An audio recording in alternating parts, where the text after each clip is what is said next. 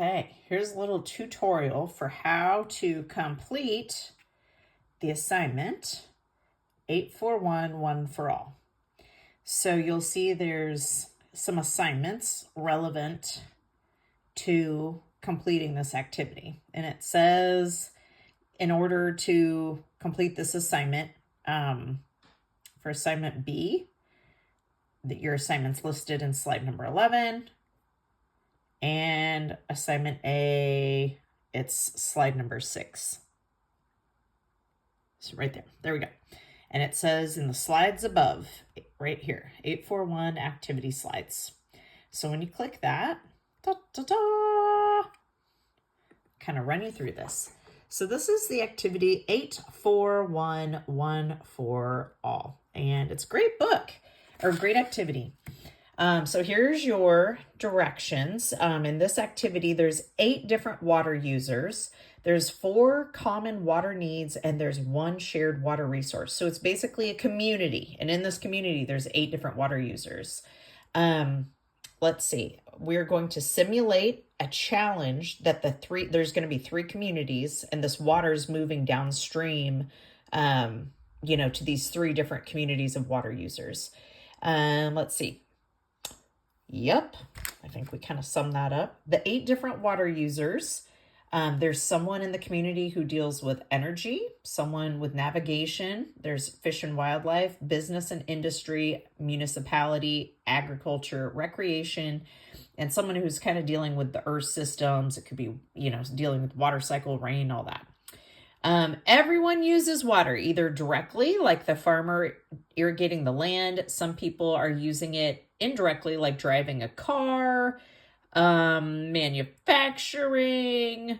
And then as you work through the simulated challenges for the communities, think about ways that these different water users might be impacted. So 8 different water users. The 4 common needs that these 8 different categories of people share are that everybody has to have the right quantity of water. They have to have it at the right cost. They have to have it at the right time. Someone might need it more at night, but basically they're going to need water the right amount at the right cost at the time they need it. And some of them need quality of water. So those are the 4 common needs. So as you work through this simulated challenges for the 3 different communities, think about how these water needs might impact the water users. And now we have 1 shared water source. So each of the 8 categories of water users have 4 common water needs, and they share one water source in each community. So that could be a river, it could be groundwater, aquifer that they're sharing, an ocean, rainwater capture, reservoir lake.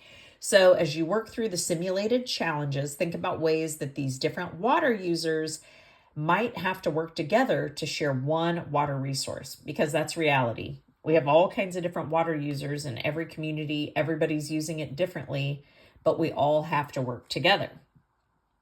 So here's the directions. You will be exploring communities along a river in each community, and a water challenge will occur. To simulate how each community tackles their water challenge, you will use a spinner to find out how engaged the community is in addressing the challenge and perform a task to simulate the level of difficulty in addressing the challenge.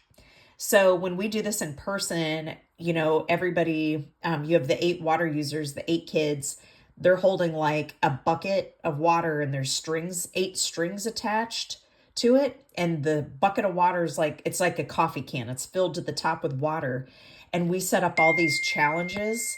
And so they have to try to get through all these different challenges without losing water from their bucket. So we turn this into a virtual simulation. So what we're doing virtually is, for each community, this is assignment A, which would go in your course journal. You're going to be timing yourself. For each community, you will use a timer and record the time it takes to complete the challenge in the data table in your course journal. So we're going to move forward. So this is an example of what you're going to see in your course journal.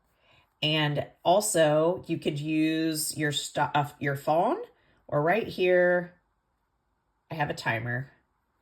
Oh, I checked it a long time ago. So let's see. Start. I want to like reset this. I wonder how I reset it. Maybe I can just refresh my tab. I'll close it and we'll just start again. But see, here's community 1. So this is like where the first challenge would happen. And now it's going downstream the water to community 2.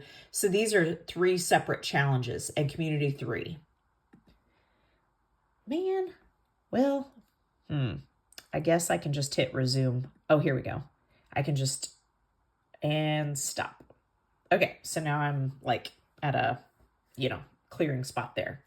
Okay, so now I'm going to go to the next screen. So here's our first challenge that I have to time ourselves. So community 1, right here, they're experiencing a flood. Oh no!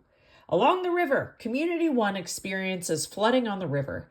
How engaged will the community be in addressing this challenge, and what will be the impact? Hover over the community, which is right here, community impact box, and click the link to open the randomizer. Spin the randomizer, start your stopwatch, and complete the task. Record in the table in your course journal. So if a community is really engaged, then it probably wouldn't take me that long to complete this task. But if the community is not coming together, if they're not very engaged, I might be up a creek, or a crick, however you say it. Here we go. So I'm going to hit this randomizer. Oh, good news. Oh, I have to spin it. See, right here, I'm going to spin it. Uh-oh, somewhat engaged. Skip 10 paces forward and 10 paces back, balancing a pencil on your finger. Oh my gosh, this is not good. Okay,